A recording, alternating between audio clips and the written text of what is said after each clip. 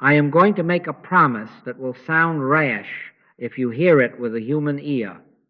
But if you will let the heart listen, it will not only sound true, it will be true. Anxiety ends tonight without a fight. Now, that is not a showman's line. It is a demand upon you and upon me. It is not accomplished by the arm of flesh. It does not lean on breathing tricks, affirmations, or clever psychology. It is accomplished by a transfer of allegiance, and that is why it can be done in an hour and why it will test you more than a year of self-improvement. Thou shalt have no other gods before me is not poetry, it is instruction. Tonight we obey. We withdraw every thread of faith from a supposed other, power, fear, chemistry, circumstance, memory, and we rest in the conscious awareness of one presence, for in him we live and move and have our being. Let me set the difficulty plainly so that you do not stumble over shadows. True spiritual work is done without words and without thoughts. Spiritual healing is done without words and without thoughts. That is where the difficulty comes in. The human mind wants a tool to swing, a lever to pull. It wants to keep busy. It says, give me a scripture to chant, a phrase to grind, a breath to count, a muscle to relax. Oh, no. Take no thought for your life, said the Master. And he meant it literally, no thought. Be still and know that I am God. If you come tonight bargaining for a technique, you will be disappointed in me. If you come willing to be still until presence announces itself, you will find the promise kept, not by me, by God. I have no interest whatsoever in your anxious story, who, what, when, and why. Not because I am hard, but because I must lay the axe at the root. If there is to be release, it cannot come by trimming the twigs of symptom. We shall not prune the dream, we shall awaken. The root is always the same, a hidden belief in two powers. That belief walks in with you wearing 100 faces, nervous system, economy, relationship, heredity, but its name is one. Rival power. Anxiety survives only where a rival power is granted belief. If we grant it presence, we nurse it.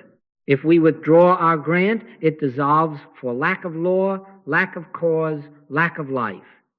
This is why we end it without a fight, because there is no second combatant once you deny it reality. So hear me now. Tonight's work is not symptom hacking, it is allegiance. We are not going to move molecules or persuade hormones or hush the thunder of thought by a louder thought. We are not going to enter the duel on either side. We are going to step out of the arena. I, if I be lifted up, will draw all men unto me. That is the law. Lift consciousness above the assumption of two, and the mesmerism falls of its own weight. We do not make a god wrestle a devil. We discover that the devil has no being to wrestle. The carnal mind, Paul's term for the hypnotism of appearances, is not a power. It is a term denoting nothingness. That is why you will not hear me curse it or chase it. I decline to confer reality upon it, and I invite you to do the same. Come then with humility and rigor. No drama, no bargaining, no testimony of suffering dressed in virtue. Do not condemn yourself for having been afraid, neither do I condemn thee, but do not pet the fear with narratives and rationalizations. Stand porter at the door of thought. Let every suggestion that there is a second power knock, and let it wait in the street. You need not argue with it, you need not decorate the door, you only keep the threshold sacred. With him is an arm of flesh, but with us is the Lord our God. That means tonight you refuse to consult the arm of flesh for your status, pulse, breath, bank book, opinion, and you consult presence alone. Quietly, obediently, without strain. Do you see the simplicity that offends the mind? Quietness is not a trick. Stillness is not passivity. It is the only doorway through which the living God walks into awareness. The master did not pound the table of concepts. He retired to the mountain and came down clothed with authority. The prophet did not find God in the wind or the earthquake or the fire, but in the still small voice. This is not metaphor, it is method. When I say rest in the conscious awareness of one presence, I am not inviting you to daydream. I am describing a precise obedience. Withdraw attention from second causes. Refuse to use thought as a weapon. Wait in surrendered alertness until presence announces itself. When it does sometimes as a soft warmth, sometimes as a deep release, sometimes as no sensation at all but a wordless rightness, then the hypnotism that called itself anxiety has no oxygen. It cannot live in that light. Now let me be as bold as I began.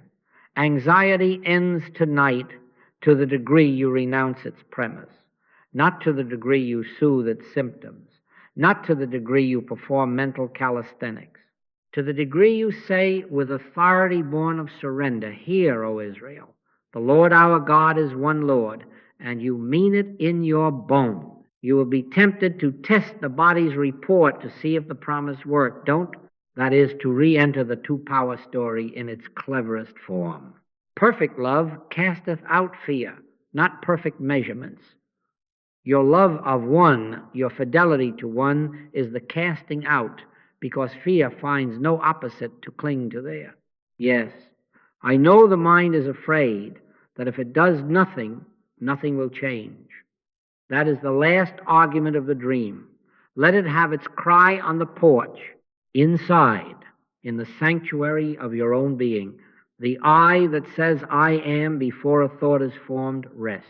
When thou prayest, enter into thy closet, and when thou hast shut thy door, pray to thy Father which is in secret. Shut the door on the second power. Leave it standing outside without a name. Our prayer is not words, it is consent. Our practice is not pushing, it is presence. Our premise is not bravado, it is covenant. So we begin. We will go no farther than this foundation until it is felt.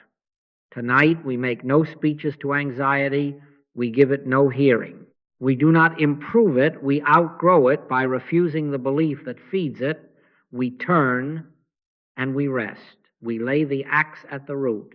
And in that rest, you will find that something you did not manufacture, you did not imagine, you did not deserve by effort, is already here. I am that I am. That is the end of two and the end of anxiety without a fight. If we are to keep covenant with what we have said, we must trace the nerve that makes the body twitch. We must not pat the symptom. We must put our hands steadily on the wire that carries the shock and expose it to the light. What is the creed underneath anxiety? It is simple and it is universal. Something beside God can act upon me. The future can act upon me. The body can act upon me. The economy can act upon me. People can act upon me. No man can serve two masters, said the master, yet anxiety is the body language of our attempt to do so. On the lips we say one, but in the belly we believe two, and the belly tells the tale. Now look plainly, without blame, and see the subtle dualisms hiding in the house. My past, as if a yesterday, having no life in itself, can rise from its grave and lay hands upon your present being. Their opinion, as if breath on another's tongue had law to confer status or doom. The clock, as if numbers on a dial had jurisdiction over life and peace, as if the tick were a whip. The lab result, as if ink on paper or digits in a portal possessed mind to pronounce a sentence. These are the shrines before which anxiety lights its candles. This is not condemnation, this is diagnosis. Thou shalt have no other gods before me unveils itself in the very ordinary places where we have been reverencing a second cause. Do you see how polite the hypnotism is? It does not often shout there are two gods. It suggests a cooperative arrangement. divine power for Sundays and sentiments, flesh power for Monday's bills, grace for peace of mind, lab science for actual outcomes, a little prayer to sweeten the load, and a great load borne by the facts.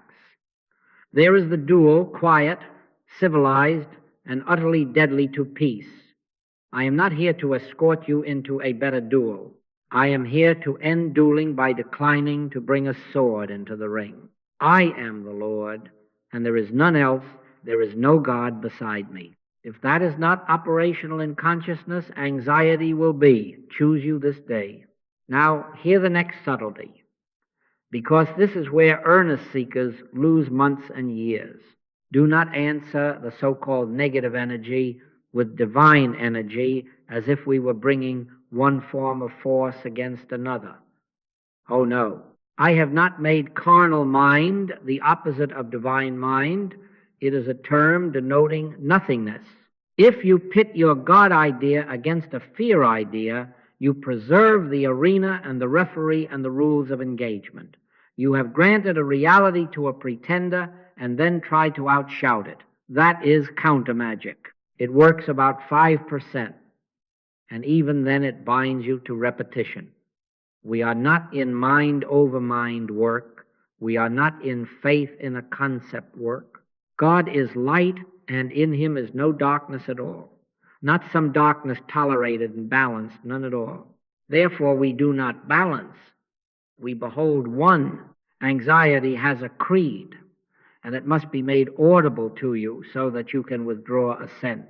It whispers, your breath decides you, your pulse decides you, the market decides you, your history decides you, their love or their leaving decides you. The whisper offers you a law. Will you accept it?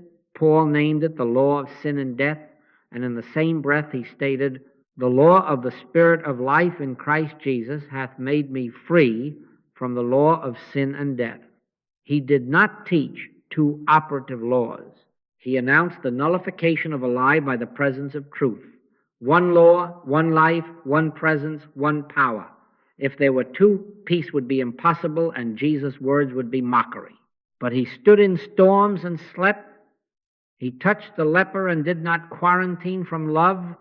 He said, be of good cheer, it is I, be not afraid. His cheer was not bravado, it was one presence realized. Let us be very concrete, because the mind loves to hide behind piety. You wake in the night and look at the clock, and there is a clutch in the stomach because the numbers tell you a sermon. Too late, not enough sleep, tomorrow will punish you. A second power has preached to you, and you have said amen. Or an email arrives with the lab result, and your being seems to slump under a foreign yoke. Or their opinion on a screen flickers, and your worth seems to wobble. Or my past parades with old faces and scenes, and claims the right to speak as a present cause, trace the nerve. In each case, there is the same heresy, that something with no life of its own has borrowed life from your belief and is now seated on your throne.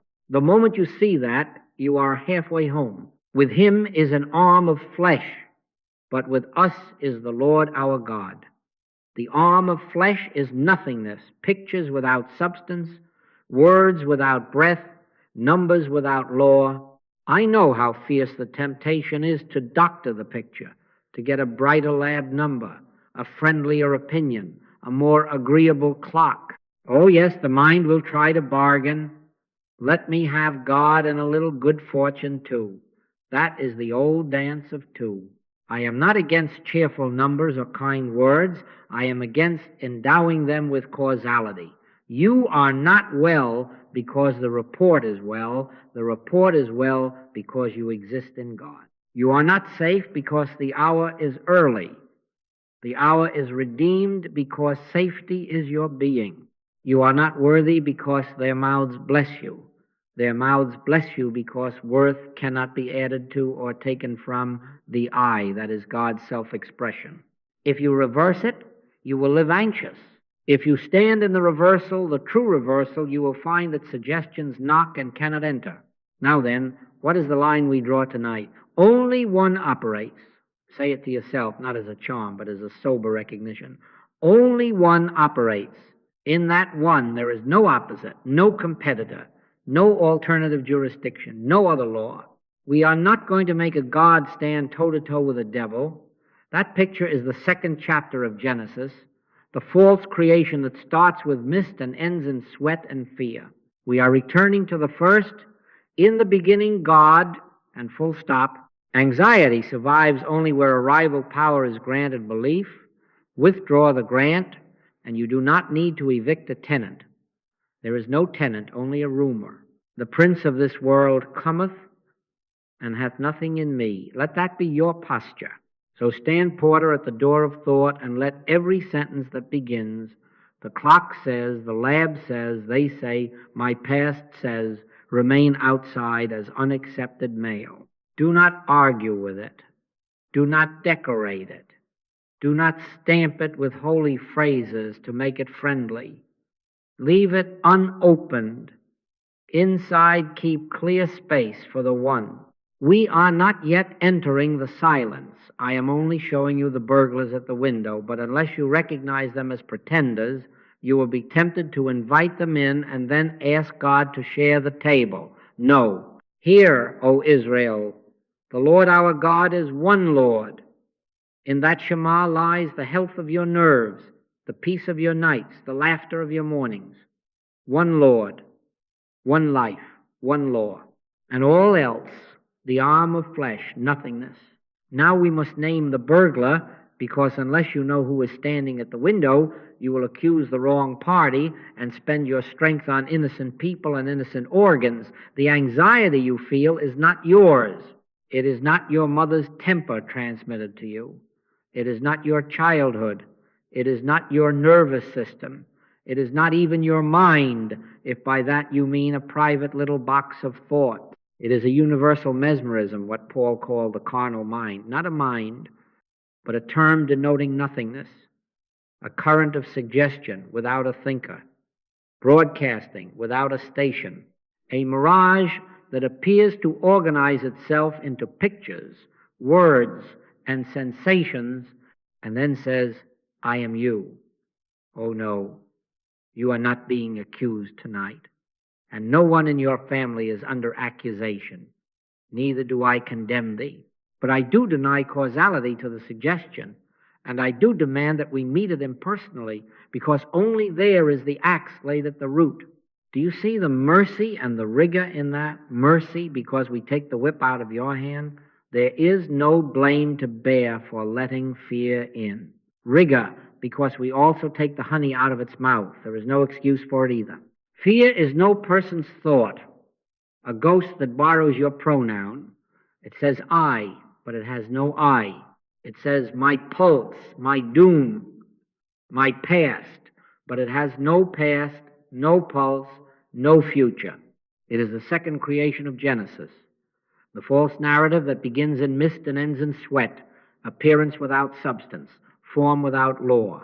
With him is an arm of flesh, but with us is the Lord our God. That arm of flesh is the entire stock of images that claim power apart from God. They parade as medical language or market language or memories, but they do not have life in themselves. Life is of God. Law is of God. You are of God. That is why the prince of this world can come and find nothing in you when you do not offer him your name. Now, if you will catch this, half your warfare ends before it starts. Do not ever again call it my fear. The moment you hang a name tag on it with your address, you have given the undivided one a rival tenant under your roof. This is not word policing for the sake of piety. This is surgery. You are withdrawing life support from a shadow. When the whisper says, I am anxious, learn to hear it as there is a suggestion passing through the universal current, a suggestion of two powers, seeking host. And then do not become its host. Don't argue with it. Don't psychoanalyze it. Don't track it back to when you were 7. That is pruning twigs. We lay the axe at the root. The root is always the same, belief in a second cause. We wrestle not against flesh and blood, said the apostle. That is not only about other people's flesh and blood, it is about your own. We are not wrestling against glands or synapses. We are not opposing hormones with holier hormones. We do not come with divine adrenaline to mop up mortal adrenaline. We do not even come with strong thoughts to beat weak thoughts. That is the duel of two. We come with no force, no word, no thought, until presence announces itself. And when it does, the hypnotism that strutted as anxiety is revealed to have been missed. It does not die, it never lived. That is why, when release comes, it is sometimes like waking from a nap. Where did it go? It didn't go anywhere. You woke. I am often pressed to listen to the long genealogy of a fear. Grandfather had it, mother confirmed it, the doctor named it, the job triggered it, the economy nourished it, the last breakup sealed it. And if I were in the business of mind over mind, I would collect those dates and weave affirmative nets around them and bang on your mind until it surrendered. But I am not in that business. I will not dignify the picture with a history. If I give it a birthday, I must one day give it a funeral. And even a good funeral is a worship service for a lie. We are not arranging funerals for phantoms. We are opening the window and letting light disclose there never was a figure in the chair. God is not the author of confusion, but of peace. Therefore, anything speaking in confusion has no authorship, no signature, no right of appearance. This is why Jesus could look at a man possessed, and rather than argue with a personality, he addressed the nothingness behind the many voices.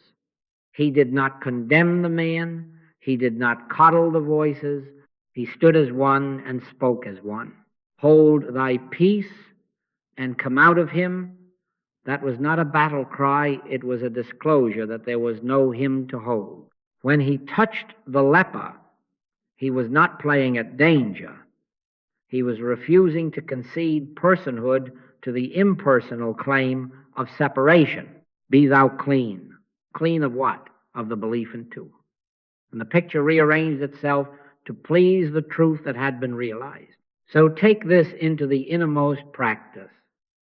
When an anxious movement rises, do not make it personal. Stand porter at the door of thought and let it knock without your name on the envelope. If you must speak within, let it be brief, impersonal, barren of drama. This is a suggestion of two powers. It has no law, no cause, no person, no channel. Then close the door and be still. If you open the door to inspect it, to collect samples, to ask for its genealogy, you will soon be pouring tea for it. Do not pour tea for thieves. Be still and know that I am God. That is the entire reply.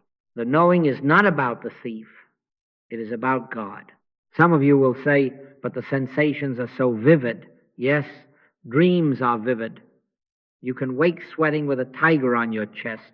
The sweat is real to the body. The tiger is not. If you start counseling the tiger, you will not wake. Waking is another dimension.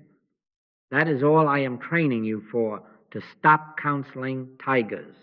The very vividness of the sensation is the bait the hypnotism uses to win you into the secondary creation. It must borrow vividness from the living. If you refuse to supply it, it must thin and drift. Perfect love casteth out fear. Not because love is a better emotion, but because realized oneness does not leave room for a second actor. Do not be harsh with yourself when you find the suggestion circling for the 10th time in an hour. The airwaves are busy. Your fidelity is not measured by how rarely a suggestion knocks. It is measured by how faithfully you decline to adopt it. He that dwelleth in the secret place of the Most High shall abide under the shadow of the Almighty. Dwelling is a posture, not a performance. You will prove, if you insist on impersonality, that suggestions tire before spirit does. Spirit does not tire, one does not split. And let me ground this with the simplest of our protocols, because I like to keep my telephone short and my letters shorter for this reason. The longer the story, the more personhood you give to a suggestion. Bring me one line if you must. Anxiety is suggesting itself. That is all I need to know to turn within. I do not want to know who suggested it, which organ transmitted it, which season it prefers. Those are decorations on a phantom. I turn, I wait, I consent to presence. And when the feel of it, sometimes slight, sometimes full, announces, nothing else has ancestry or posterity in that light. So tonight, lift the shame from your shoulders and the crown from the whisper's head. You are not the author of fear, and fear is not an author at all. Treat it as a stray sentence on the wind. Do not catch it with your mouth. Let it pass. Our work is not to strengthen the good man to beat the bad thought. Our work is to deny a stage to the duel. One power, one presence. The rest is arm of flesh nothingness. We meet it at the root by never making it a person. And from there, without words, without thoughts, we wait until the one that is never anxious makes itself felt.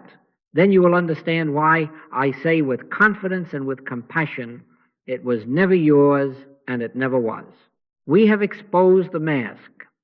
Now we must take away its stage carpentry, because if you leave the scaffolding in place, the actors will return. This is the hard part for earnest people, because earnest people have a toolbox. They love faith phrases, brave thoughts, soothing breaths, a little music, a little lavender, a scripture shouted at the ceiling. I am not mocking sincerity. I am telling you plainly that fixing fails, because any technique that fights anxiety affirms the very second power it fears. You cannot outshout an echo by becoming a louder echo. You must stop being the cavern. Not by might nor by power, but by my spirit, saith the Lord. By spirit, not by might, dressed as piety, not by power, dressed as psychology. Let me draw, without cruelty, the line between spiritual realization and those two cousins that have borrowed its name. Faith healing is belief in a concept of God. It says, I believe God will do it if I believe hard enough. It collects promises, it chants verses, it squeezes its eyes and hopes that the squeeze will move the heavens. 5% it works. The rest of the time it leaves you tired. And when it does work, it binds you to repeat the effort. More belief, more squeezing, more bargaining, because you have preserved the premise that there is a problem over here and a God over there. And if you pulsate enough conviction, perhaps the God will cross the street. That is two powers with a rope between them. Thou shalt have no other gods before me means there is no rope. There is no across. In spiritual realization, we do not believe about God. We are still until God is consciously known. Presence, not concept. Mental healing is mind over mind or mind over matter.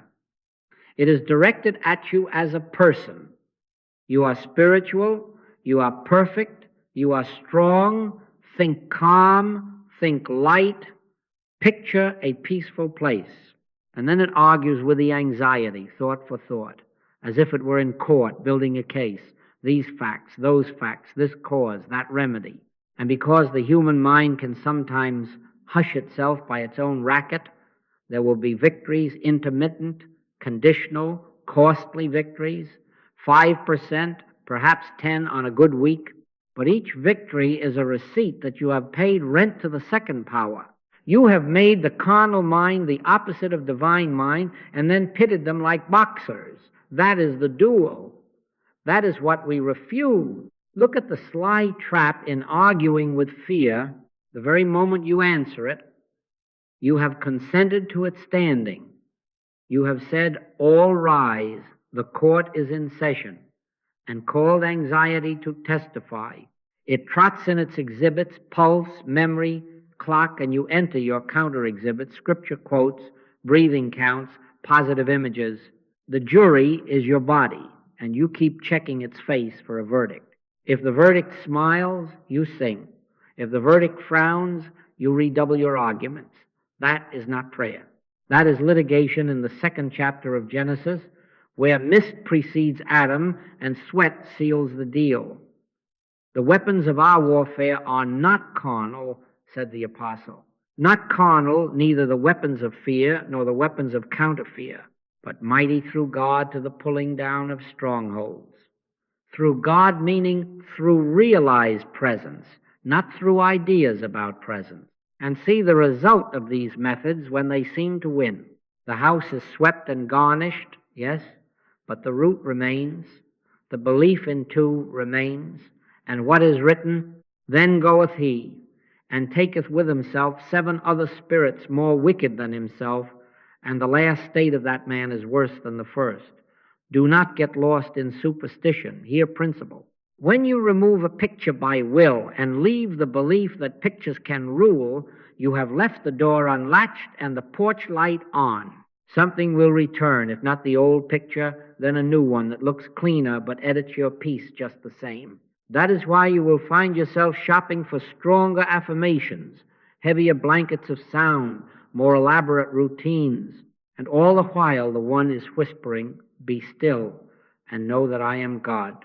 Not be busy, be still. So let us set the boundary with tenderness and with iron.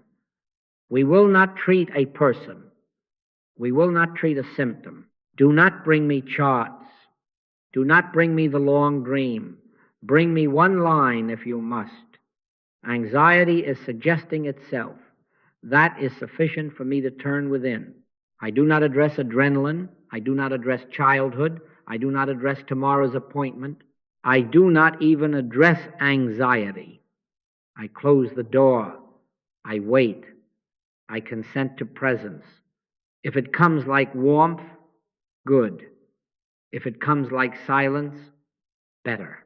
If it comes with no sensation but a wordless rightness, best of all. In that awareness, the mesmerism collapses of itself. No fight, no counterthought, no theater. Stand still and see the salvation of the Lord. Stand still. Do you hear that the instruction itself abolishes the dual? I will give you one illustration only because we are dealing with a practical life in the midst of many radios shouting. A woman telephoned panic, midnight, every nerve aroused. I did not ask for a tour of rooms. I said, thank you, I have it, and we ended in under 3 minutes because I like to get back into meditation right away. I sat. I had no interest whatsoever in her panic, nor in the reasons presented. I turned until presence announced itself. It did, quietly, no fireworks, only the soft authority that needs no explaining. In the morning a note came, sleep returned, and with it a reconciliation in the house that she had not called me for. Do you see? When the one is realized, it draws all unto itself. I, if I be lifted up, will draw all men unto me. I did not heal sleep, and I did not fix a quarrel. I consented to one, and the hypnotism rearranged its pictures to accord with what is true. Now then, refuse the armory. Close the toolbox. If you catch yourself reaching for a brave thought, to club a frightened thought, put it down. That is the arm of flesh, nothingness, beating on nothingness. Let nothing fight nothing and call it a good work. Our work is to refuse the premise and to retire into the closet of awareness where God is God. Take no thought for your life, said the Master, which is the most offensive command to a mind that trades in thoughts. Offend it. Obey anyway. Sit down, breathe if you must, but do not worship the breath, and wait until the felt sense of one is more real than the movie on the nerve endings. Once it is, you will not need to banish a thought. There will be nothing for it to stick to. Do not fear that you are doing too little. In truth, The only doing that has ever availed is the non-doing of yielded awareness. When presence is present to itself in you, the so-called carnal mind, universal hypnotism, has no foothold. It was always a rumor in the temple. We are simply restoring the hush in which rumor cannot speak. He maketh wars to cease unto the end of the earth. He makes the ceasing as his.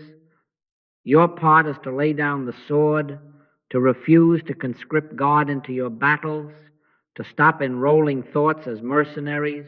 One power means no dual. Tonight, consent to that, and you will learn why fixing fails and why healing happens without words. Now we come to the quiet door, and it is the simplest door in the world to miss, because it has no letters on it, no brass knob, no ritual before it, and no drama behind it. The Lord is in his holy temple. Let all the earth keep silence before him. That is the door. Spiritual healing is done without words and without thoughts.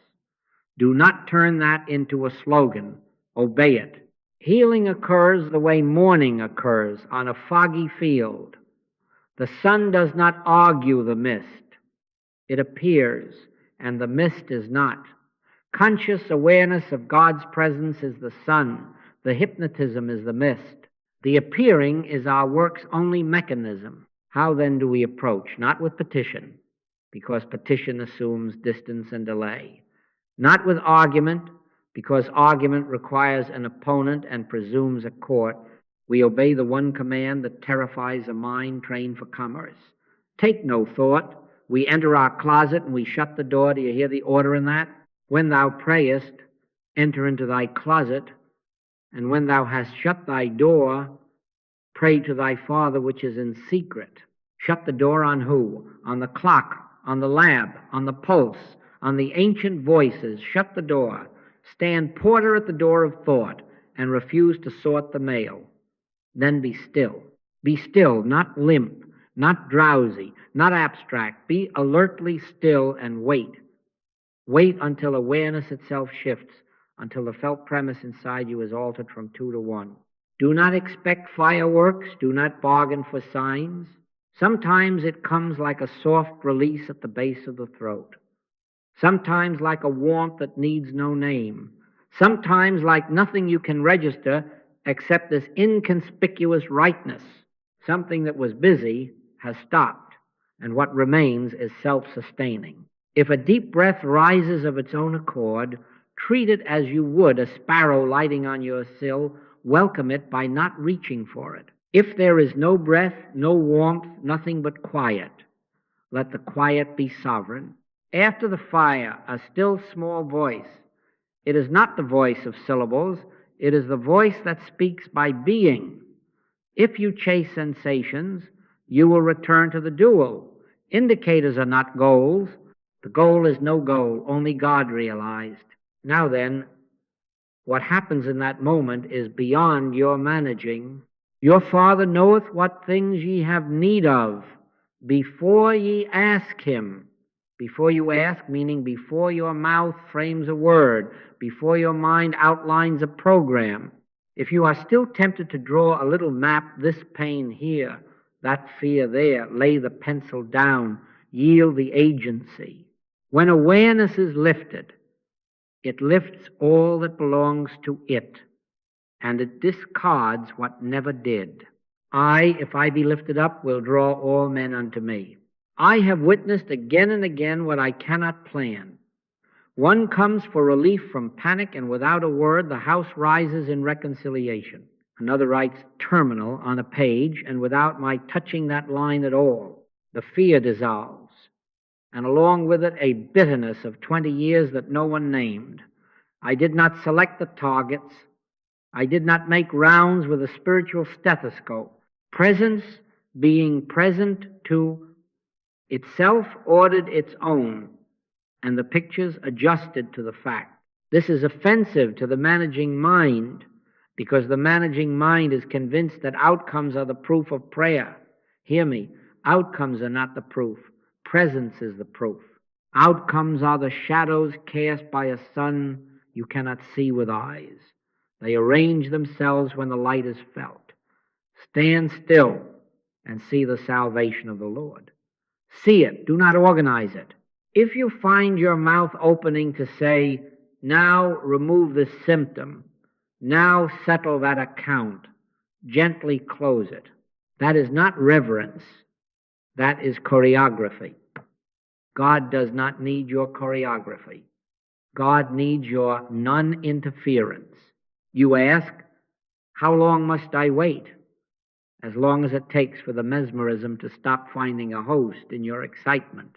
Sometimes it is a minute. Sometimes you will sit and feel you have accomplished nothing but a refusal to engage, and that refusal itself is holy. Do not count the minutes. Number only this. Was I faithful to the quiet? Did I resist the bait to think eloquently about God? Yes. That too is bait theology, can be a very pretty net. The Master did not say, be brilliant and know that I am God. He said, be still. In that stillness, a line inside you will change places. You will discover that you are not waiting for God from the anxious side of the line. You are resting as the side that already is. In Him we live and move and have our being. Live, move, have not hope to have. On some nights, the only notice you will receive that the work is done is the simplest. The urge to go on working departs like a bird that rises without flapping. Honor that. Do not stir the waters to check their clarity. On other nights, you will feel a peace so plain that you will smile without knowing you have smiled. Do not turn and look for trouble to prove it to. Let it be self-evident. And sometimes there will be no sensation, no trace, nothing to report, and yet within hours you will find that what gnawed has fallen quiet, and what needed attention somewhere else in your life has been attended. He maketh wars to cease under the end of the earth. He makes let that pronoun do the work. I have trained myself to leave people quickly in order to return to this quiet. Nobody can be on my telephone over 3 minutes, not because I am stingy with compassion, but because I refuse to nourish the dual by admiring its costumes. The sooner I shut the door, the sooner the sun is free to rise without my lanterns getting in the way. And when it rises even a sliver, the fog organizes itself to reveal paths, not because I stamp my foot at the fog, but because fog cannot live in day. The carnal mind, the arm of flesh, the universal hypnotism, call it what you wish, is nothingness. Nothingness dissolves before awareness. It does not take counsel. It does not negotiate. It just goes as if it had never been. That is why you will sometimes look back and fail to find the place where fear stood. Where did it go? Nowhere. You woke. So tonight, in the hour appointed to you, however modest, however unadorned, enter, shut, wait. Do not decorate the silence. Do not use Scripture as seasoning on anxiety. Let Scripture be fulfillment. Be still and know that I am God. If a word comes, let it be God's word speaking itself in you, not your word about God. If no word comes, bow lower. The quiet door is not a technique. It is obedience. It is the consent to one presence as the only presence. And in that consent, the mesmerism has no stickiness, no purchase, no law. Healing happens not because we have managed a process, but because we have ceased to deny what already is. And then, without a trumpet, without a boast, day dawns. Tonight we do the one thing that ends anxiety without a fight. We withdraw every thread of faith we have been lending to a supposed other, and we rest in the fact of one, not more courage, not louder affirmations, not a better argument. We simply stop tithing to shadows. Hear, O Israel, the Lord our God is one Lord. If that is so, and it is, then every symptom, forecast, memory, and opinion that arrives with authority apart from God is a beggar wearing a crown we forged for it. Take it back. Do not wrest it away as if it had strength. Simply reclaim what you have been lending, your belief, your consent, your naming. Begin with your language, because language is the cashier's window where the second power is paid. Do not say, my anxiety, my panic, my dread. You have just adopted an orphan and put your surname on it. Let your tongue tell the truth and thereby teach your nerves a new allegiance. Say, if you must say anything at all, there is a suggestion of fear presenting, or more simply, a suggestion is passing. No one owns a cloud that blows across the sky. With him is an arm of flesh, but with us is the Lord our God. The arm of flesh is a term for nothingness, the no-thing pretending, the universal hypnotism that must borrow your pronoun to appear to live. Deny it your pronoun, deny it person, deny it law. This is not piety. This is the axe at the root. You will discover how much you have been feeding it by habit. A clock chimes, there it comes at 4 o'clock. A doctor says this condition likes the dark hours. A relative repeats, our family is like this. And you nod, and with that nod you bow before a second altar. Tonight you do not nod. You let every forecast fall to the floor without a signature. Return the mail. Address the unknown. If a sensation knocks, do not open the door to greet it by name, to sit it down and pour it tea.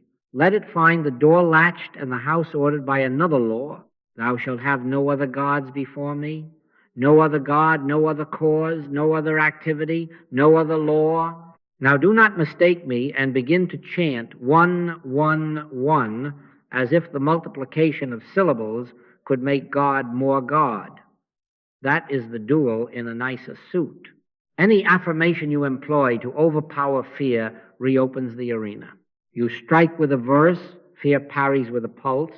You counter with a promise, fear faints with a memory, and you have turned prayer into fencing. Resist not evil, said the Master, not because evil is to be courted or excused, but because evil as such has no entity to resist. If there is only one, then what appears as the other must be nothing claiming to be something. How do you handle nothing? You do not handle it. You recognize it. You rest, and the claim declines for lack of a host. So this is the act. Hold to one single fact until it is not a thought but a felt basis. There is only one activity, one life, one law present here. One life living itself as all that truly is. One law maintaining harmony within itself. One activity forever unfolding as order and peace. I am the Lord, and there is none else. There is no God beside me. Let that be awareness, not incantation. Sit down, close the door, and if any sentence rises, let it be this simple: God is. Do not pin that sentence to the symptom. Do not lob it at tomorrow. Do not paste it over the past. Let it stand naked, sovereign. In him we live and move and have our being. If we live in him, what stranger can enter?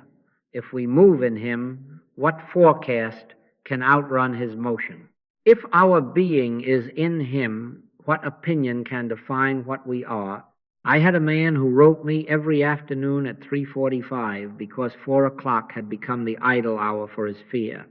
He had a liturgy of remedies set to a digital clock. I said, no more. Send me one line at noon. A suggestion boasts of 4 o'clock. That is all. He obeyed. And then I would turn not to 4 o'clock, not to his history, not to his nerves. I would turn until the quiet made the hour meaningless. Within days, the idle hour lost its congregants, and with it the entire calendar he had consecrated to dread. We had not clubbed a clock. We had removed belief from the other altar and left the idol with no offerings. Little children, keep yourselves from idols. How? By starving them, by ceasing to furnish them reality. You may test this in the smallest ways tonight. A thought comes, tomorrow's meeting will undo me. You recognize that is a suggestion of two powers seeking host. You answer if you answer at all. No law, no cause, no person, and you drop it. Then you rest. You do not counter-picture a successful meeting. You do not script your lines.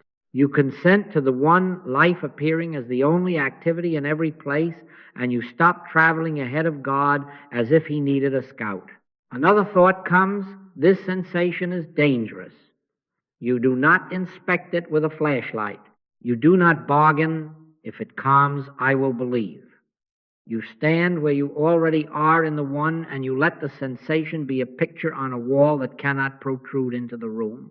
You will feel, I say to you, gently but surely, you will feel the rope slacken, not because you pulled, but because you stopped playing tug-of-war with a post. Keep your speech clean, your door shut, your allegiance single. If you slip and say, my, correct yourself without scolding. No, not mine, a suggestion. If you find a verse swelling up as a club, smile inwardly, lay it down, and let Scripture be fulfilled in silence. Be still and know that I am God. If someone offers you their fear as a wrapped gift, do not open it to be polite. Receive them in love and inwardly deny the package any sender. God is not the author of confusion, but of peace. If it does not carry his signature, it is not mail you need to read. And now hold this with me just long enough to feel the line shift inside. One power tonight, not two powers negotiating, not one big God and one little fear, one. When you feel the simplicity of that, even faintly stop. Do nothing more. Do not go looking for a test. The moment you look for a test, you have asked the other to certify the one.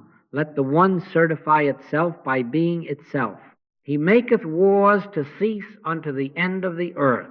He makes, we rest. Withdraw your faith from the other, and you will find there was nothing to withdraw from, only a habit, only a rumor. And what remains when rumor ends? Presence, quiet, law, fulfilling law within itself. That is enough for tonight. Now we must go one step nearer the root and remove the last disguise. The seat from which you are looking. You have refused the dual. Excellent. But if you still sit as a body trying to become spiritual, the mesmerism has a hook. You must reverse the identity. You must stand where you truly are as the I that is before breath, before pulse, before the first telegram of the nerves. Before Abraham was, I am. Not I was, I am. That is the region from which prayer is prayer and silence is power. Listen with the inside ear. You are not a heart trying to be calm so that you may be you. That is inverted. You are, you spirit's I, and because you are, heart finds its harmony. In him we live and move and have our being. That line is not poetry. It is blueprint. Being precedes motion. Motion precedes report. You are not well because the heart reads well. The heart reads well because you are.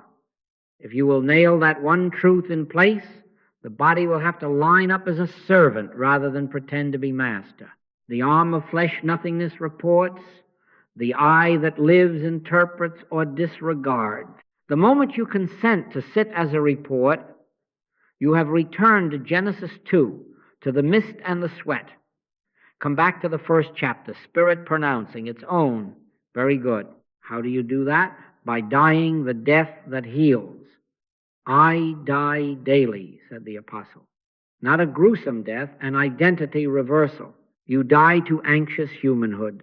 Yes, but hear me, you die to calm humanhood too. Calm humanhood is still humanhood. It is simply the sunny side of the same dream. If you bargain to exchange one for the other, you remain on the scale of two, and two breeds anxiety because two always looks over its shoulder. We are not graduating to improved human. We are awakening to I that never entered the dream.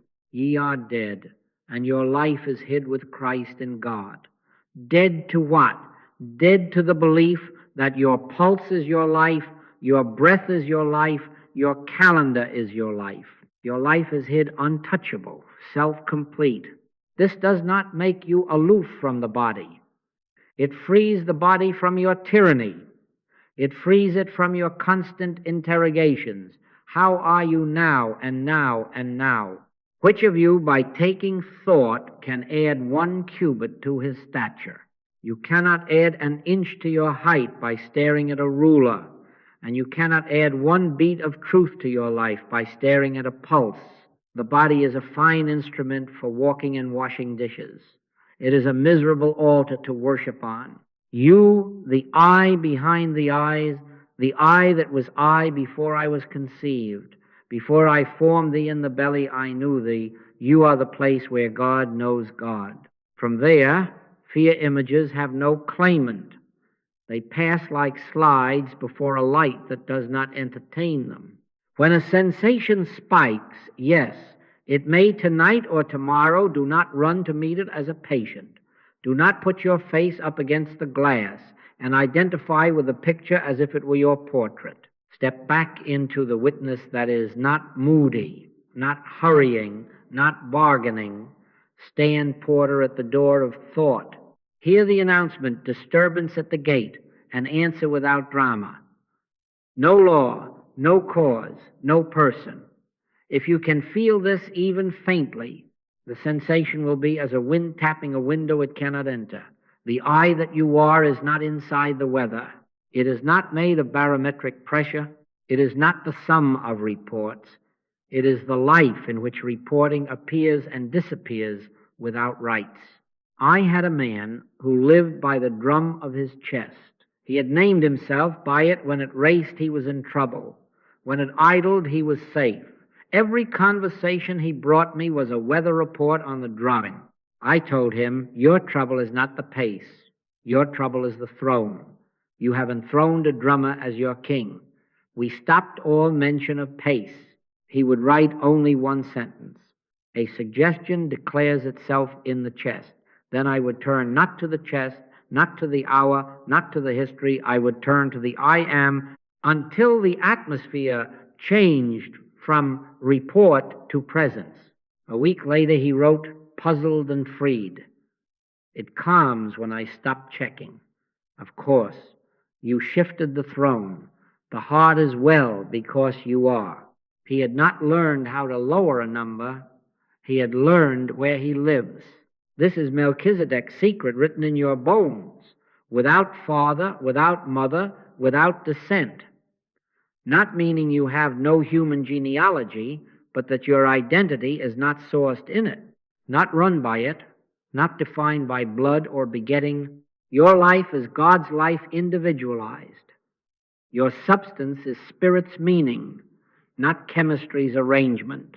When you sit here even a minute and consent to this fact without embroidery, mesmerism has no pegs. The second creation cannot anchor to an eye that refuses to be a patient. Now you will be tempted to touch the body to see if the realization has worked. That is how hypnotism regains foothold. Resist the urge to inspect. That is not innocence. That is doubt with gloves on. Let the fruit ripen unobserved. Be still and know that I am God. Be still where? Where I lives prior to pulse. Know what? Not that a number has behaved, but that God is the only I there is to know. When that knowing knows you, do you catch that? When realization overtakes your effort, you will find that you are not trying to hold identity. Identity is holding you. I live, yet not I, but Christ liveth in me. That is the safest sentence in Scripture because it removes the last strain of maintaining. If a thought says, but I feel it, you answer, feelings reported to whom? If you answer, to me, this body, you have missed the turn and must go back to the corner and reverse again. If you answer to the eye that witnesses, you have already denied the report authority to legislate your being. The carnal mind is not your mind. It is a universal hypnotism, a rumor. It needs a host to dramatize. Without your identification, it cannot put on your name tag. You are not resisting it, you are depriving it of a person. That is all. That is enough. So tonight, as we shut the door again, do not try to be a brave man or a calm woman. Let both die. Let both be buried in the same quiet grave and rise where the I is I. I am that I am. In that name, anxiety has no room to stand. It requires a creature made of time and nerves to host it. You are older than time and other than nerves. Stand there. Linger there. And if the body sends a postcard, read it kindly and return it to sender, addressee unknown. In a few breaths or in an hour, you will discover that nothing has happened to you, and therefore everything has happened to the picture that pretended to be you. You are as you were in the beginning, and anxiety, having no claimant, dissolves like mist before the day. Now then, let us make it practical, and let us make it severe in its simplicity, because complexity is the back door through which hypnotism re-enters. Tonight's protocol is not medicine, it is obedience.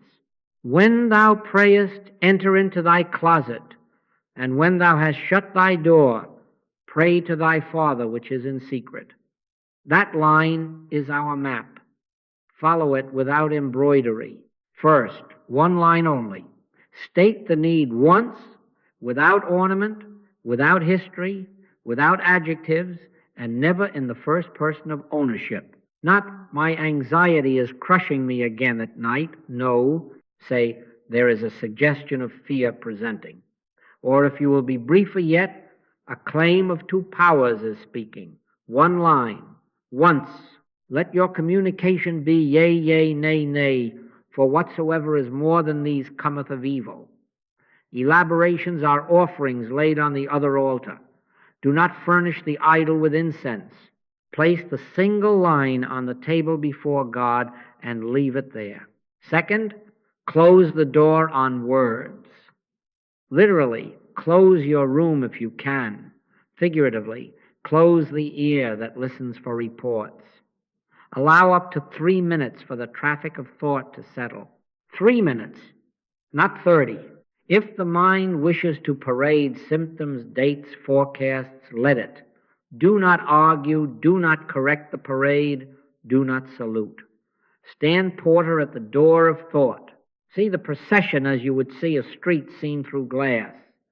Images moving on the other side of a sealed window. Whisper inwardly, if you must whisper at all, arm of flesh nothingness. Then be still. Take no thought for your life. That is a command, not a suggestion. Obey it with quiet, not with tension. If in those 3 minutes a phrase pushes itself, let it be the briefest name of reality, not a rebuttal to the claim. God is, or I am. Say it once and let it dissolve in the silence. Do not hammer it. Do not aim it like a dart at any symptom. Names spoken more than once tend to become clubs, and we are not fencing tonight. We are shutting the door and waiting for presence to be presence. Be still and know that I am God. Not be still and measure. Not be still and plan. Be still and know. Third, sit 10 to 15 minutes in holy stillness. This is the heart of the protocol. 10 minutes is sufficient. 15 if the stillness asks you to linger. Beyond that, on most nights, it becomes management. Sit alert and at ease, spine friendly to the breath, but do not monitor the breath. Eyes closed or half closed, but do not study the dark. Your intention is not to get results. Your intention is to become consciously aware of presence. Awareness is not a sensation you manufacture. It is the end of your manufacturing. Thou wilt keep him in perfect peace, whose mind is stayed on thee. Stayed not, swatted back every second, but gently set and kept. If a sensation rises, do not put your name on it. Label it exactly and impersonally, a suggestion passing, and let it pass. If a memory arrives dressed as prophecy, label it nothing and let it go. If a verse wants to sing itself in you, let it sing once and bow with it into silence. This is holy ground. Remove your shoes, your methods, and your metrics. You will notice, if you are honest, that the mind tries to reopen the case, to sneak an analysis in under the door. Was that the presence? Was that warmth significant? Am I doing it right? Smile at that little clerk selling rulers in a land without inches. Tell him kindly, no sale, and return to quiet. No argument. Stand porter. Set a watch, O Lord, before my mouth. Keep the door of my lips. Tonight, that watch is set within. Your lips are your thoughts. Your speech is your inner talk. Keep the door. Call the parade nothing, and do not wait at the window for the next float to come by. Now, as the minutes turn, something will shift, or it will not be visible to you, but it will have shifted. Either way, when the time is complete, end simply. No jolt, no sigh performed for effect, no inspection tour of the body. Just rise or remain seated another minute, but do not interpret. In returning and rest shall ye be saved. In quietness and in confidence shall be your strength. Return to ordinary activity, and carry the quiet like a lamp with the shade drawn. Wash the dishes, fold the garment, answer the letter with one line if a line is needed. Refuse the old hunger to run tests. Refuse the itch to confess your prayer to a friend for approval. Leave it with God.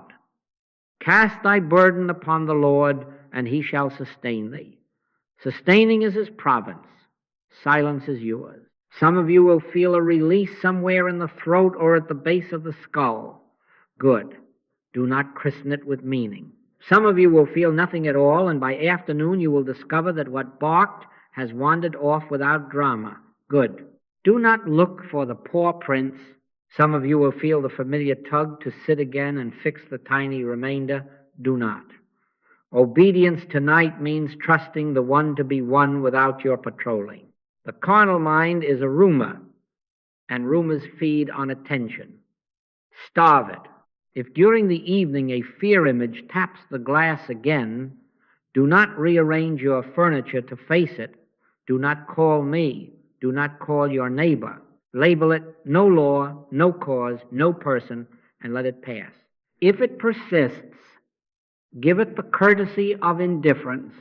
The porter does not arm wrestle visitors. He turns the key. I keep 3 minutes as a mercy to the mind. I keep 10 to 15 as a mercy to the soul. And I keep silence afterward as a mercy to the world. Do likewise. This discipline is not negotiable if you wish to live outside the dual. Thou shalt have no other gods before me. The other gods thrive on chatter, on analysis, on heroic self-congratulation. Deny them speech.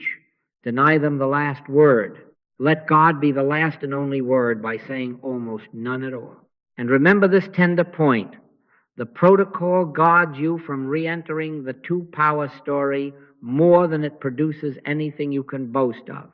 It is a fence, not a spotlight.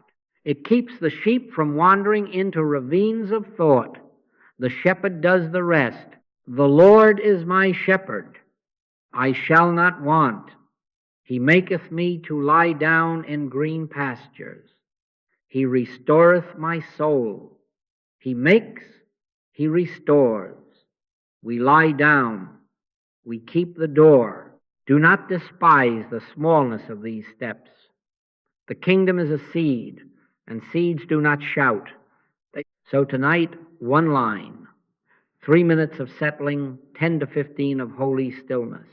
Then rise and be about your Father's business without commentary. If you forget and speak too much, stop mid-sentence and smile, and return inwardly to quiet. If you fail and wrestle with a picture, lay down the rope the moment you notice your hands burn. Begin again. This is not performance. This is position. And position, held in simplicity, is impregnable. Stand still and see the salvation of the Lord. Stand still. See, without looking for something to see. Salvation, the end of the duel, belongs to the Lord. Let him have it. Let him be it. And let the earth, every thought, every report, keep silence before him. Now then, let us see it with our own eyes so that no argument remains. This is not therapy. This is demonstration. Sit as you are. Close your eyes. Picture, as simply as you can, a quiet street. No philosophy, just a street. Sun warming the brick. A child with a red ball bouncing it off a step. A dog trotting, tail up, nothing in a hurry. Breathe without watching yourself breathe. Let the scene sit there harmless, ordinary, harmless again. Now, without moving a finger, let an image flash. A sudden squeal of brakes, the ball skittering into the road, the child's foot slipping. Just a picture. Hear it only with the imagination's ear. And notice your body knows no difference. The stomach tightens, the breath checks, the pulse in the neck taps. Do not fix it, simply notice. Now open your eyes. Look at the wall, the lamp, the cup on the table. Nothing here broke, no tires, no child, no ball, only a room, only quiet. Yet the surge arrived. From where? From a picture. From nothing external, no law outside you, no second power in the room. The reaction rose to an unbacked image and will subside because the image cannot support it. While we look not at the things which are seen, but at the things which are not seen, you have just proved that the seen, even when it is only seen in the mind's theater, can whip up a weather that has no sky. Do it again briefly to settle the lesson. Close the eyes a moment. Call up an envelope stamped red, past due. See it. Hear the dull thud as it drops through a slot.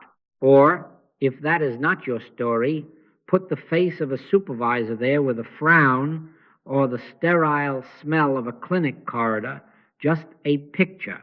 Feel the shoulder lift, the jaw set, the breath become stingy. Now open your eyes. There is no envelope on the floor. There is no supervisor in this chair. The hospital corridor is 2,000 miles from your rug. The surge rose to a theater that borrowed your attention and your name. The moment attention is withdrawn, the stage goes dark. The arm of flesh, nothingness. Universal hypnotism, using slides and asking you to be projector, audience, and critic all at once. Decline the job. Now translate this without sentimentality. Tonight's anxious image, 4 o'clock's dread, the pulse's little drum, tomorrow's conference is of the same cloth. It is a picture without cause. It is a rumor asking you to host it. If you give it commentary, my trouble, our family's way, this always happens. You become the newspaper printing the rumor. If you refuse commentary, the rumor never makes the morning edition. No law, no cause, no person. Say it once, if you must, and then do not follow it down the alley.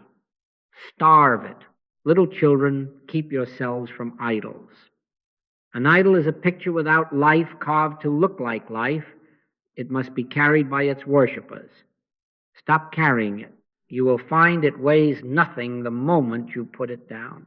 Do not turn this exercise into a weapon with which to club away fear. I have no interest in you improving your boxing stance. This is not fencing. This is seeing. Resist not evil. Why? Because evil, so-called, is not an entity. It is a claim showing itself as picture, and recognition is its dismissal. When you see it as picture, the physiology that tends to it untenses. You did not will it, you saw it. The rope slackens not because you pulled the other end, but because you let go of yours. The mesmerism breaks by lack of host. Yea, though I walk through the valley of the shadow of death, I will fear no evil. Note the word, shadow. A shadow is a picture cast by light upon a surface with no substance of its own. You cannot stab a shadow. You move the awareness of light, and the shadow rearranges or vanishes of itself. Stand porter at the door of thought and watch the parade with impersonal clarity. A scene tries to march a bill, a diagnosis, a memory with a soundtrack. Recognize a suggestion is presenting and refuse to narrate it. No replay, no chapter headings, no prayer speeches directed at the scene. Turn, as we have practiced, to the still awareness of presence. He that dwelleth in the secret place of the Most High shall abide under the shadow of the Almighty. Dwell, don't peek through the blinds to see if the picture is still outside. Abide, don't pace the hallway of your mind waiting for the all clear. Presence handles pictures by being presence. The unreal cannot hold without your mental rehearsal. You will say, but it feels so real. Of course it feels. The body is honest in that way. It reports to the office that hired it. Change the office. Let the I that precedes the report stand up within you and decline the position of patient. Set your affection on things above, not on things on the earth. Above does not mean far. It means prior to images, prior to sensation, prior to analysis. From that altitude, the picture is as flat as a postcard. If you bend down and lick the ink, you may taste panic. If you hold it where you live, it is only ink. I had a woman who every night rehearsed a bridge collapse on her drive to work the next morning. She could describe the girders, the splash, even the headline the papers would print. The body obeyed sweat, breath, heart every evening as if it were already in the river. We did not argue bridges. We did not take the long way round. We practiced the seeing. Put it up like a slide, I said, and call it what it is, a suggestion without law. 2 nights later she wrote, it comes, I name it, I do not speak of it, and then I realize I am washing dishes. Precisely. No fight. The scene without a narrator cannot hold the stage. No weapon that is formed against thee shall prosper, not because you wield a bigger weapon, but because in the one there is no enemy to forge it and no law to sustain its form. So use this simple experiment as often as the parade attempts to form. See a picture. Feel what the body does without scolding it. Open the eyes. Return to where you actually are. Name the scene nothing, arm of flesh, and let it pass without a sentence of yours pinned to it. Then rest. Presence will have done more than your watching could ever do. Be still and know that I am God. Not be still and certify, be still and know. And as you do, you will discover that what shouted was only a whisper on a wall, and that the wall itself is inside a light that has no opposite. That is how the grip loosens, by seeing through, not by holding on. Now watch, and please watch with a little innocence, because this is where your mind will try to make a ledger of what should occur and when. When you obey the protocol and refuse the parade its narrator, when you sit in holy stillness without instructing God, a pattern will appear, always quietly, often where you did not place your little finger. Anxious breath settles, yes, but also a voice softens, that you are not trying to soften. A door opens you did not knock on. A taste for hurry that has run you for years loosens its tether. This is the telltale of spiritual healing as distinct from faith or mental treatment. The activity is one and therefore addresses life in wholeness, not in pieces you label priority. Your Father knoweth what things ye have need of, before ye ask him. Before you ask, while you are yet speaking, he hears, and because he is one presence, his hearing is not departmental. It is all of a piece. I had a woman write one line exactly as prescribed, a suggestion of dread visits at 4 a.m. We did not name the dread. We did not touch the hour. I turned to the presence until the sense of one became concrete and the case, as a case, left me, and there was only God. 2 days later, she wrote again, surprised. I woke at 4, and it was quiet, but I must tell you my sister called. We have not spoken in 3 years. We did not decide anything. We only laugh. Now listen, I did not treat her sister.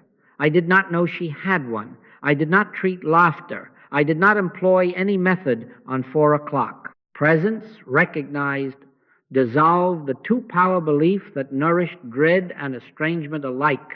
Seek ye first the kingdom of God and his righteousness, and all these things shall be added unto you. Added without our management, without our lists. Do not miss the lesson in your eagerness to repeat the story. The carnal mind tempts you to print a form for calls at 4 a.m. Add reconciliation request. Oh no. That returns you to a God you try to persuade and a universe of departments you think you must coordinate. Spiritual healing is done without words and without thoughts. You do not instruct the infinite. You do not offer outcomes or timetables. You enter the closet, you shut the door, and you consent to one. That consent is not passive. It is radical non-directivity. It robs the hypnotism of its oxygen. When the dual ends, harmony appears where the dual once sprawled across your affairs. A merchant came to me long ago, quick of tongue twitching, at the corners, with a deal he must land, or it's the end of me. He wanted affirmations directed at the investor, the numbers, the calendar date by which a signature must sit on a certain line. I refused the details. I am not an accountant for appearances. We sat together in silence until the room altered and the sense of hurry, like a motor idling in high gear, stilled. He left half offended that I had not done anything. A week passed. No signature. He returned, not offended now, but bewildered and relieved. The deal didn't close. Instead, I resigned from that partnership. The pressure went out of my arteries the same hour. 2 nights later, I slept straight through and woke before the alarm without a knife in my chest. Yesterday, one of my oldest customers called. We spoke like friends, not combatants. Do you see? The presence handled what he did not name. I, if I be lifted up from the earth, will draw all men unto me. Lifted awareness does the drawing. We do not drag outcomes across a finish line. Look for signs rightly. Not fireworks you can frame, but subtle authority returning to the day. A natural no arises where fear made you a yes machine. An email remains unsent because the push to justify has died. An appetite for speed loses spice. Conversation becomes simple without the embroidery that always hid a tremor. These are the marks that one activity is present. These signs shall follow them that believe. Follow, do not lead. They follow the recognition of presence. They do not validate a formula. If you are tempted to measure your healing by the single symptom you posted on the bulletin board, you will miss the true report, and you will tempt yourself back into inspection and away from trust. The vine does not stand over the branch demanding to see grapes by 4 in the afternoon. I am the vine. Ye are the branches. Abide in me. Abide, and the sap, which is one life, will attend to leaf and fruit without your clipboard. I had a letter come once, 1 line only, thank God. A suggestion of sleeplessness. We did what we always do, closed the door on the case and opened to the presence. I forgot the letter because there was nothing in it to chew. Weeks later, a second note arrived. I sleep most nights without bargaining, but something else, food, tastes different. I find myself wanting bread and water when once I wanted stimulants and screens at midnight. Also, I paid an old debt I had avoided. The shame that kept me silent seems to have no body. I had no thought for diets or debts. Presence makes wholeness. It cannot heal a nerve and ignore a grudge because there are no compartments in one. Behold, I make all things new. Not some, all. Not according to our list, according to life's indivisible nature. Anchor your faith here, not in the evidence, precious as it will be to you, not in the symptoms' behavior, not in the call you hope will come, but in the presence recognized. Faith anchored in outcomes is a weather vane. Turn the wind and it spins. Faith anchored in God is a cornerstone. The building holds in storm. Thou wilt keep him in perfect peace, whose mind is stayed on thee, stayed not on results, not on relief, not on timelines, on thee. When you feel the quiet that has no opposite, you will understand why Scripture speaks beforehand. Before they call, I will answer. The answer is the presence itself. And from that answer, answers proliferate as needed, where needed, without your travel itinerary. Stand porter when the clerk in you wants to run an inspection after every silence. Did it work? Did it work? No. Close the book. Let the Lord perfect that which concerneth me.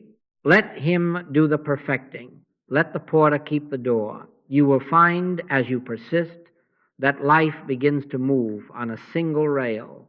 Choices simplify. Relations either soften or part without drama. The body learns obedience to an order you do not bully it into. You discover that you no longer come to God to fix. You come to rest, and in that rest, what was crooked rights itself without your spanner. Peace I leave with you, my peace I give unto you, not as the world giveth, not as the world by transaction, by deadline, by negotiation, but as the one gives, by being what it is until the shadow remembers it has no substance. So trust the signs by not chasing them. Trust the process by not managing it. Trust the presence by staying with it as the only reality you are willing to acknowledge.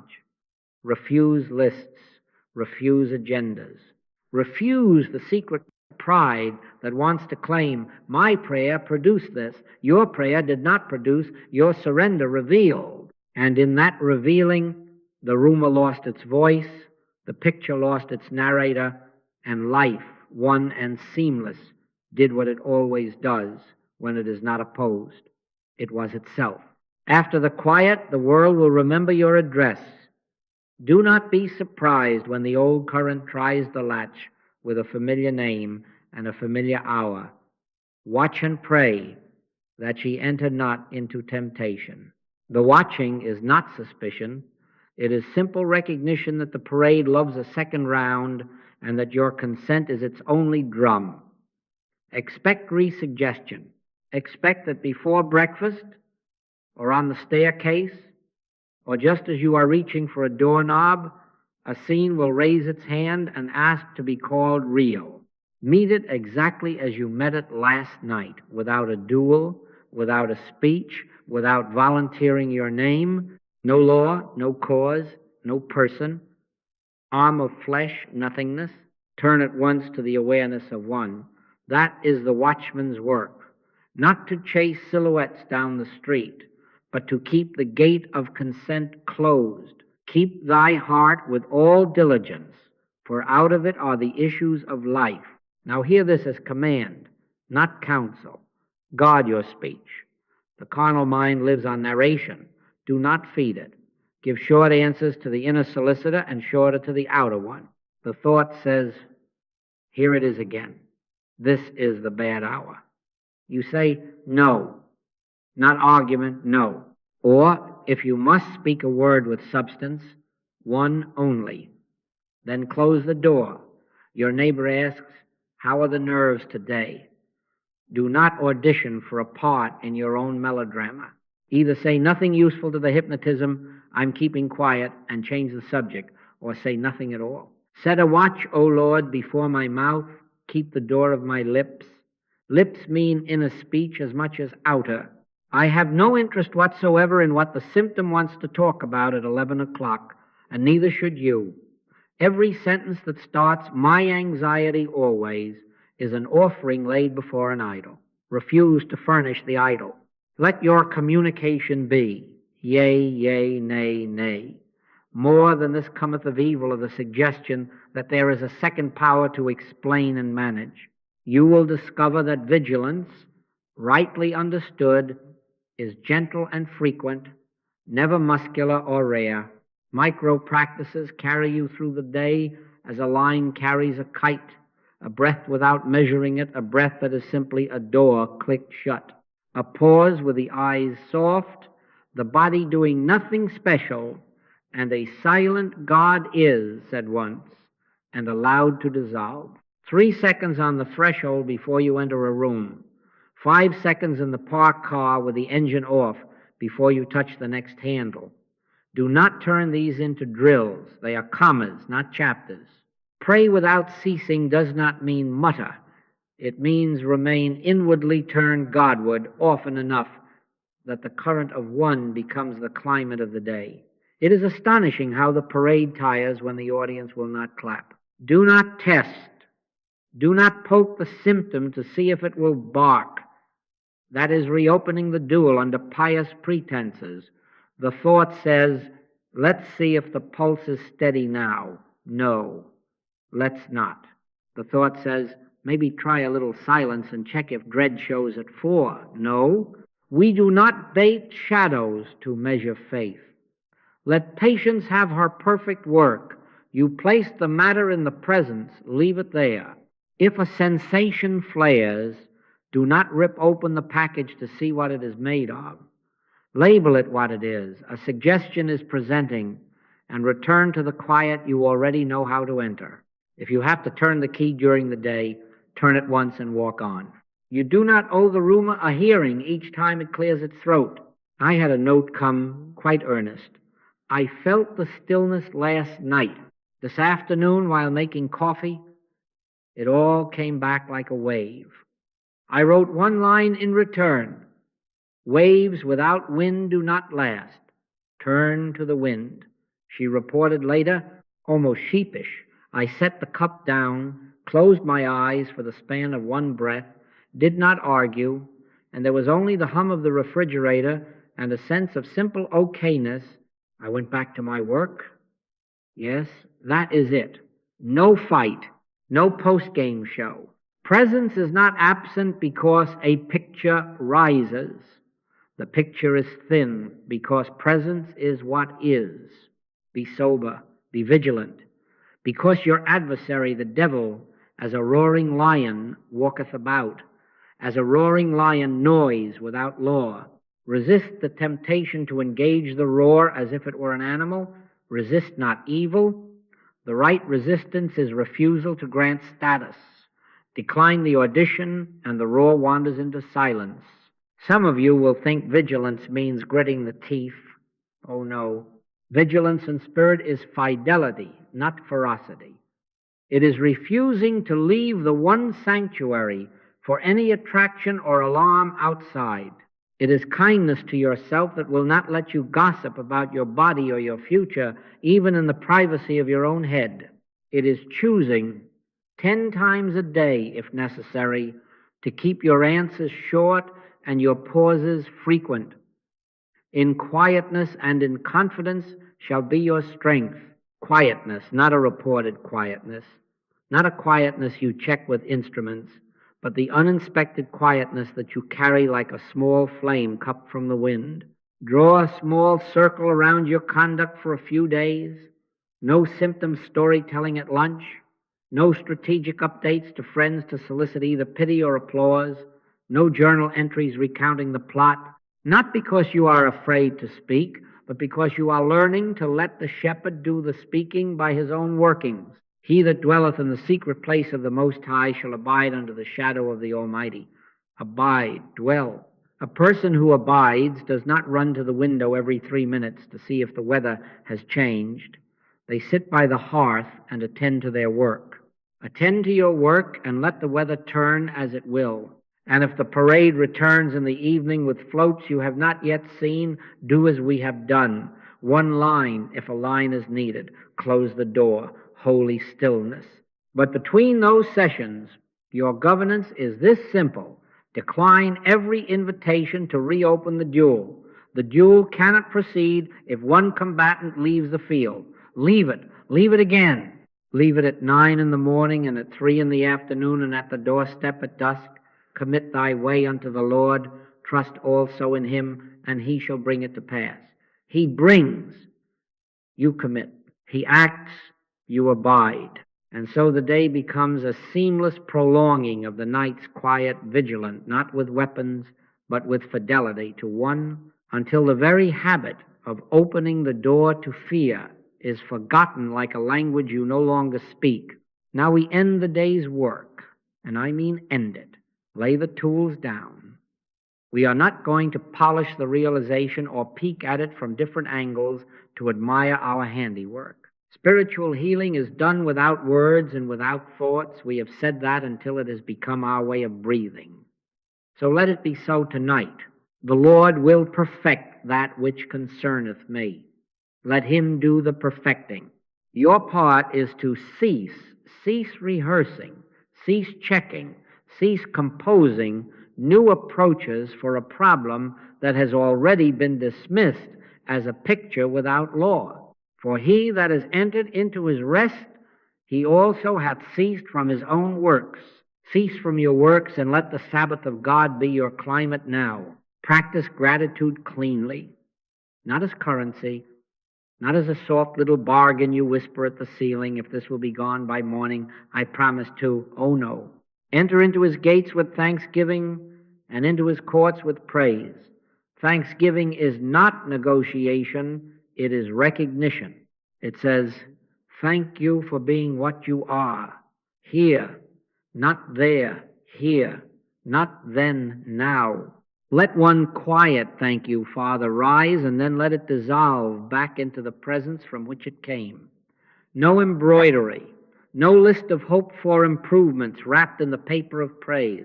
Thy will be done. That is gratitude's backbone. Thy will, not mine, because thy will is the will of one, and one is always harmony. Now to your pillow. Sleep as an act of trust. He giveth his beloved sleep. He gives it. You do not wrestle it down like an animal, you let it alight. Behold, he that keepeth Israel shall neither slumber nor sleep. You may close your eyes because awareness does not close itself. The one is not on the clock and does not take a shift change when you drift. Do not set sentries of thought at the gate to watch for intruders all night. That is self-employment in the hypnotism's theater. If you find yourself awake, do not rush into the duel. Let there be a single acknowledgement God is, or simply the wordless sense of presence. And then let consciousness unhook from the stage, no counting breaths to prove calm, no pulse taking at 2 a.m. Leave it. Let night be night and presence be presence.